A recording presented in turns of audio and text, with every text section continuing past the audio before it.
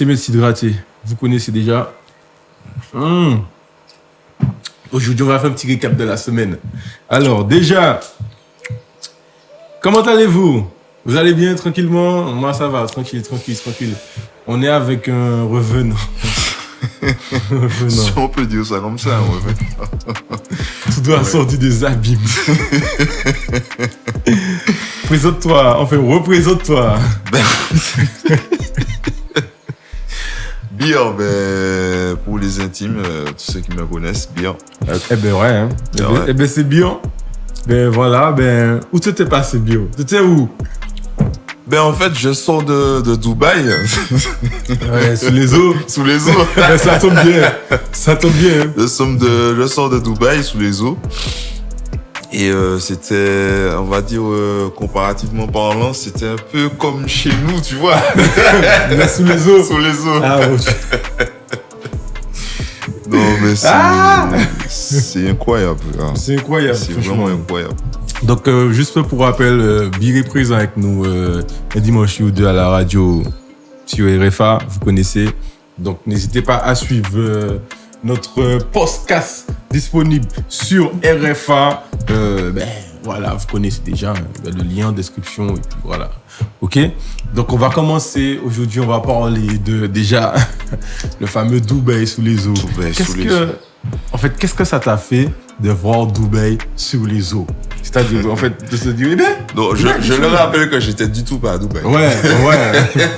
Pour récapituler tout ça. Non, en fait,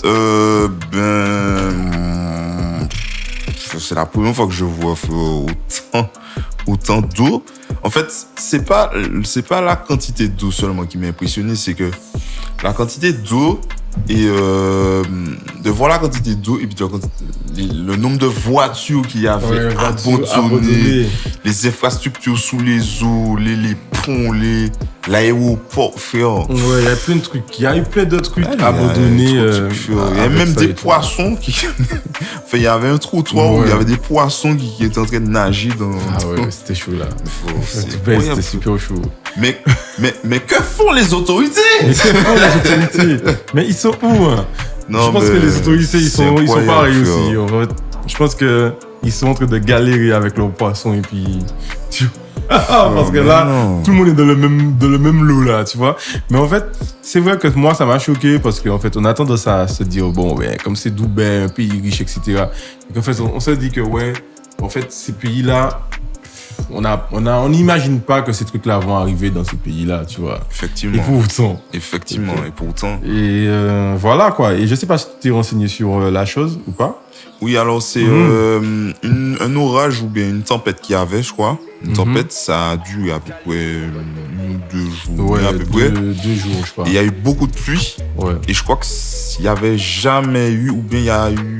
Ouais, il n'y a jamais eu autant de pluie. Il n'y a jamais eu autant de pluie depuis 1900 et puis... 1949. Ouais. C'était la dernière grosse pluie qu'ils avaient eue. Et là, ça a même dépassé leur entendement. En fait, ils s'attendaient pas. Ils ont tous été surpris, quoi. Ils s'attendaient pas. Il y a même un mort, je crois. Une personne de 70 ans. Je crois que c'est à Oman. À Oman qu'il y a eu un mort. Un quartier dans Dubaï. Je sais pas. Mais il y a eu un mort de 70 ans. Il était emporté par... Ah ouais, c'est chaud. Après, on a vu des vidéos, je sais pas si vous avez vu. Il y a eu des vagues de... Enfin non, il y a eu... C'est dans les centres commerciaux. Dans les centres commerciaux, ouais, des hôpitaux, ça a déglingué les toits, etc., les habitations, les murs. C'est parti avec des voitures, vous doutez bien. Ah ouais, il y a des gens, ils ont laissé tout carrément leur voiture là. Ils ont abandonné leur voiture. Voilà. Des voitures qui valent plus de $100,000, $200,000. Des Urus. Des Urus. Tu vois ça de l'eau dans ça. Tu te dis, man. C'est chaud. Ça, c'est juste histoire de parler de quelques dégâts matériels, mais il y en a bien plus que ça. Longtemps. Mais après, moi, ce qui m'étonne, c'est que après avoir fait quelques recherches, en fait, effectivement, j'étais déjà tombé sur une vidéo de ça il y a 2 ans, sur, je sais pas si c'est sur la chaîne Combini ou bien, je me rappelle plus, mais j'étais tombé sur une vidéo où justement on te disait que à Dubaï, que en fait, il créait des pluies artificielles. D'accord. Tu vois? D'accord. Il créait des pluies artificielles. En fait, ça consiste à quoi? C'est ils ont un produit qu'ils vont lâcher dans le nuage. Donc, en fait, ils se relayent pilote par pilote pendant 24 heures, tu vois.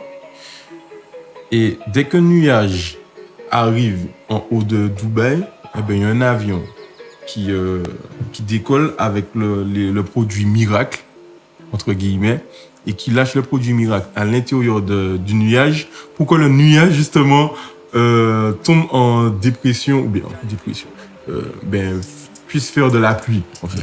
Enfin, il y a une réaction, il y a une réaction chimique et naturelle. Enfin, je dis chimique et naturelle. Chimique qui se crée dans le nuage par rapport au produit, et ça crée un événement naturel, en fait, la pluie. Ouais, et apparemment, ils disent que ça n'a, y a rien, ça fait, c'est pas néfaste pour la nature, etc. Je sais pas, aucune idée, parce qu'ils veulent pas divulguer le produit miracle. Donc, voilà. Donc, en fait, moi, je me demande, est-ce que... Mais déjà, c'est pas que je me demande, j'en suis sûr que la pluie qu'il y a eu là ces derniers jours à Dubaï, c'est dû à ça. C'est dû à ça, c'est que je pense que les gars, ils se sont gourés sur un truc. Un dosage de calcul. Surtout. Ah ouais. Surtout. Parce qu'en fait, il y a eu apparemment un phénomène de goutte de pluie. Non, une goutte froide. En fait, une goutte froide, c'est genre... une sorte de nuage. Je crois que c'est... Ouais, c'est un nuage qui reste. À l'intérieur du nuage, il y a une sorte de... Ça crée une boule en haut du nuage. Et que d'un coup, ça lâche toute l'eau. Ouais, tu vois. Ok. Et après, c'est compliqué. Ça, c'est des termes scientifiques. On n'en a pas forcément.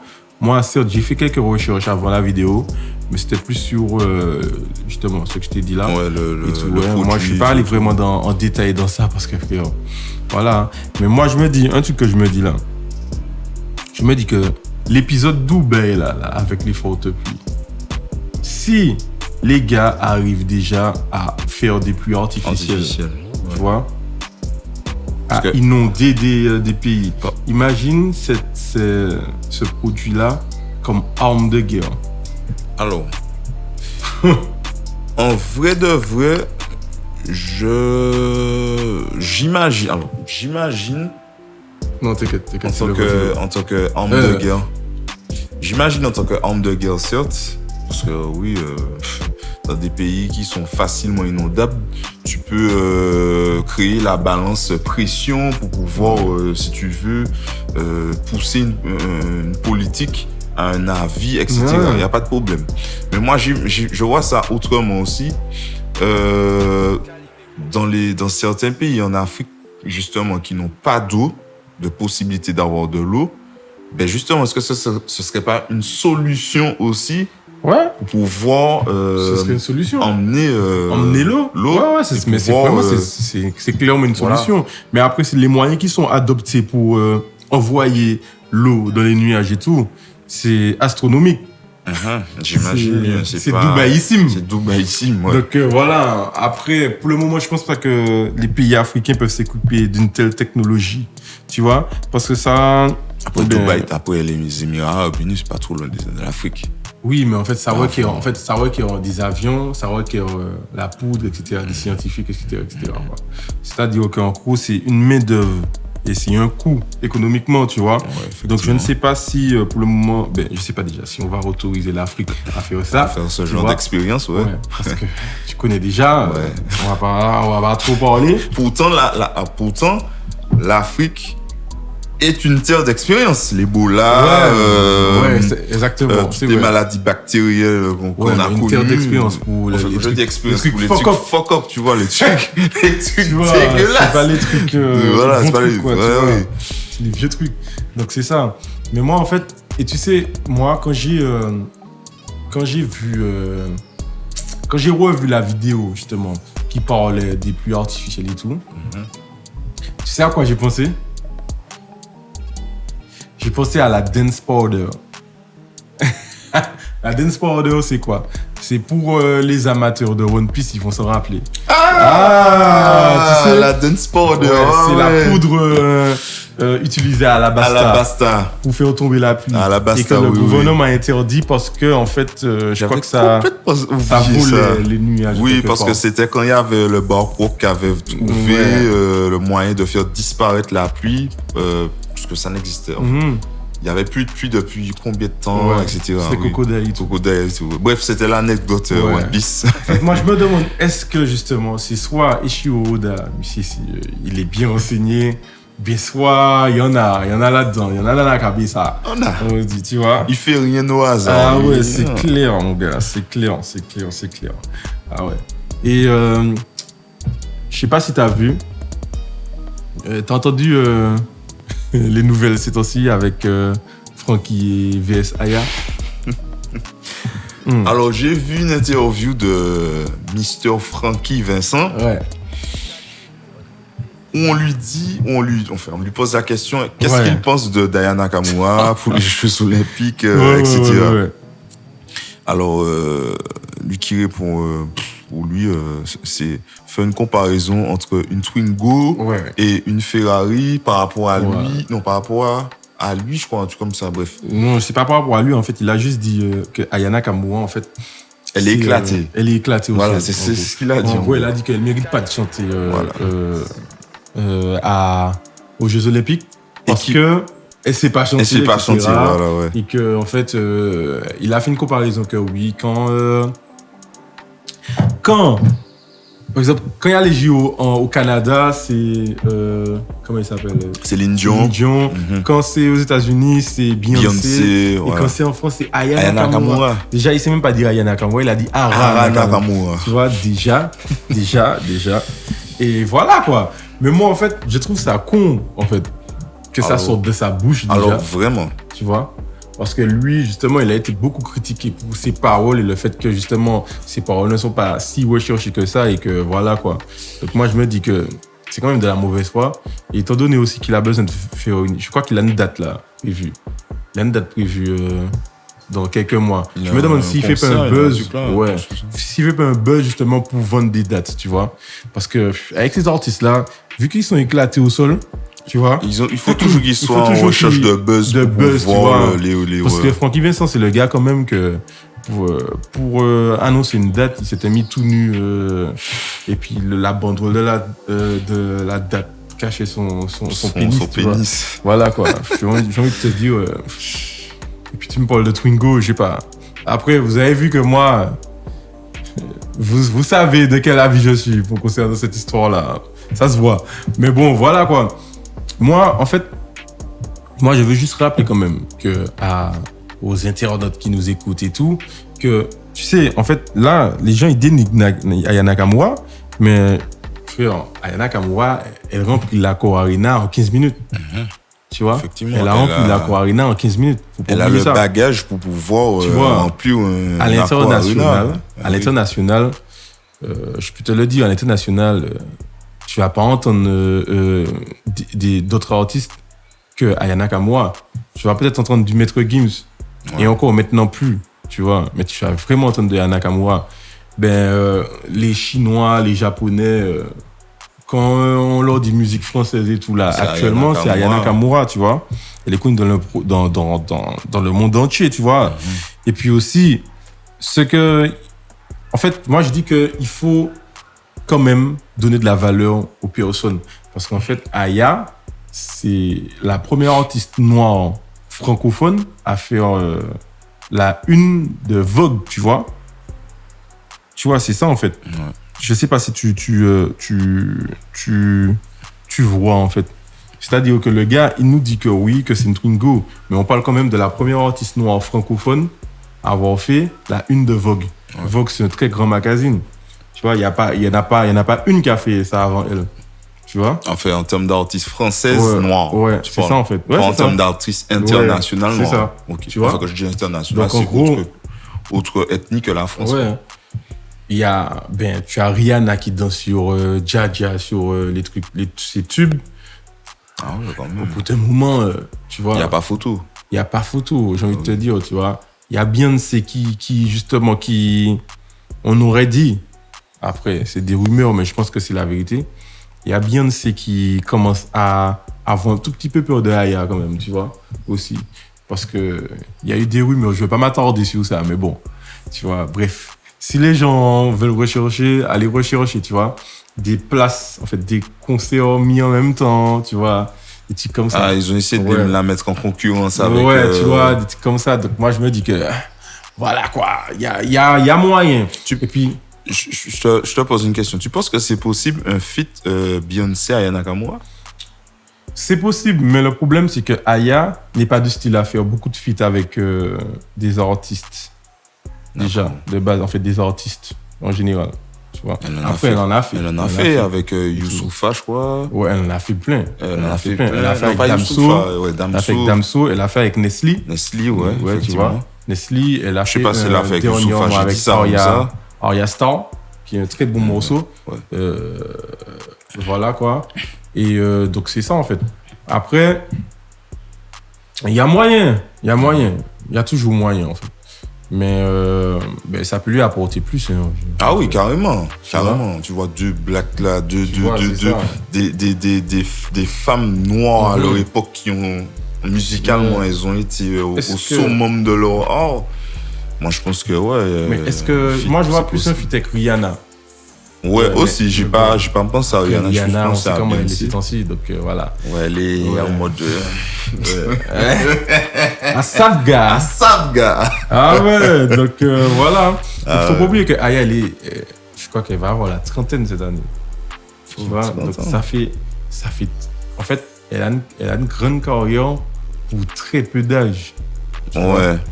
Ça doit Elle faire est, quoi, elle 10 est ans qu'elle jeune est dans le- musicalement, toujours. Ouais, en fait, tu on vois, peut dire ça. c'est ça. En fait, non, elle n'est pas jeune musicalement, mais elle est jeune. Comparé à une Elle est- Beyoncé, elle est elle est jeune. jeune musicalement. Oui, bien sûr. Mais comparé. attention. Disclaimer. Pourquoi? Parce que moi, je trouve pas pourquoi. Parce qu'elle est jeune, tout carrément. Je veux dire, elle est encore jeune. Elle va avoir 30 ans. Ouais. Mais, ou bien peut-être qu'elle a déjà. Mais musicalement, je la trouve pas si jeune que ça. C'est-à-dire que je trouve que la musique, en fait, je trouve que la carrière d'Aya Nakamura, on peut déjà parler de grosse carrière. Parce que ça fait des années que Aya Nakamura est là, tu vois. Et que chaque année, c'est hit. Effectivement, tu effectivement. Et il y a des années, c'est des doubles hits, des triples hits, tu vois. C'est ça, en fait. Je sais pas si tu constates, mais il y a des années, c'est la pagaille, en fait. C'est en gros, c'est que au début de l'année, elle te donne un hit. 2 mois après, il y a encore un autre hit. Tu vois, donc tu n'as même pas eu le temps de te te familiariser avec le dernier hit. dernier que tu es déjà dans un dans hit. un hit. Tu vois, Ah, et le ouais. pire, c'est que tu écoutes les deux. Tu Ouais. vois, donc c'est ça. C'est pour ça que je te dis qu'en fait, là, on a tendance à la blâmer, etc. Mais là, elle est en concurrence avec plein de... Elle peut se permettre de faire plein de trucs, tu vois. Parce qu'elle a plein d'hits, là. Tu Elle a vois. déjà le bagage pour. Ah ouais. Tu vois, c'est ça. Là, Donc, pour en revenir à la question, ben, en vrai, Frankie Vincent qui juge qu'Aya Nakamura n'est pas potable pour pouvoir représenter la France au JO. Au Ben ouais. final, au final, c'est du machin. Parce qu'en fait, lui, le problème, c'est que C'est qu'on con. l'a donné on l'a donné un truc à Francky Vincent, je me rappelle plus. Je crois que c'était la médaille de chevalier, etc. Oui, il avait eu ça. Ouais, un truc du Je style, sais tu plus vois. si c'était par rapport à sa carrière musicale Ouais. ou Mais pas. en fait, lui, il a été controversé pour ça, parce qu'en fait, on l'a même lynché sur les réseaux. Pourquoi? Parce qu'on s'est dit, oui, mais comment ça on donne à Francky Vincent, un gars qui fait une chanson, tu veux mon zizi, tu vois? Et qu'il a répondu à ses détracteurs. Et là, justement, là, tu prends pas la défense D'une artiste d'une artiste comme noire. ça. en plus, Je suis désolé. Aya, quand tu vois Francky Vincent et Aya, c'est une gamine par rapport à Francky Francky Vincent, Vincent. tu vois. Frère, je me dis que Francky, frère, t'as des gamins aussi, t'as des gosses, frère. Ouais. Et je suis sûr qui écoute Aya Mais oui, Nakamura. au Tu bout vas d'un pas. moment, réfléchis, mon gars. Réfléchis.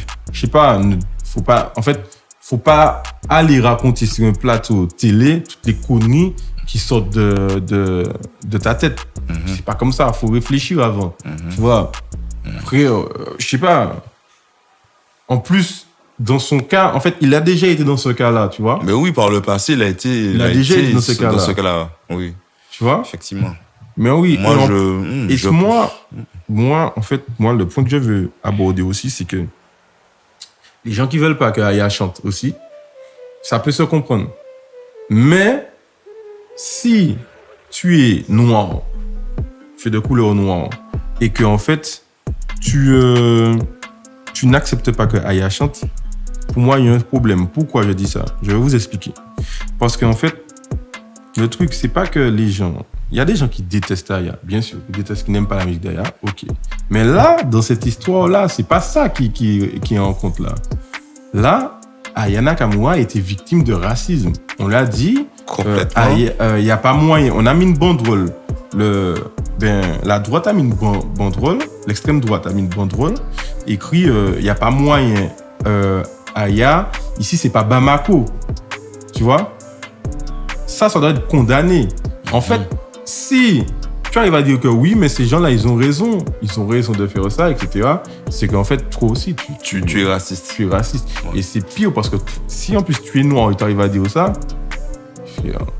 voilà. Même si tu n'aimes pas Aya Nakamura, tu aurais pu dire, bon, écoutez, moi, je n'aime pas l'artiste. Je n'aime pas l'artiste. Je n'aime pas ce qu'elle propose. C'est mes goûts. Mais par rapport à ma couleur, à sa couleur de peau. Et puis voilà, quoi. Ma culture ethnique, je ne peux pas ne pas dire. Ouais, je ne peux pas accepter le racisme. Voilà. En fait, tu vois, c'est ça. Donc au bout d'un moment, je me dis que voilà, c'est pour ça que je te dis qu'au début que Francky Vincent, ça, je pense qu'il a fait ça pour du buzz. Ouais, mais je pense qu'effectivement, comme les se sont éclatés, il n'a pas le choix de passer par ce genre de stratagème pour pouvoir relancer un peu sa carrière finie, quoi. Enfin, je dis fini, c'est pour vous dire. Il est fini tout. Mais il est fini voilà. tout. Donc c'est voilà, ça. ouais.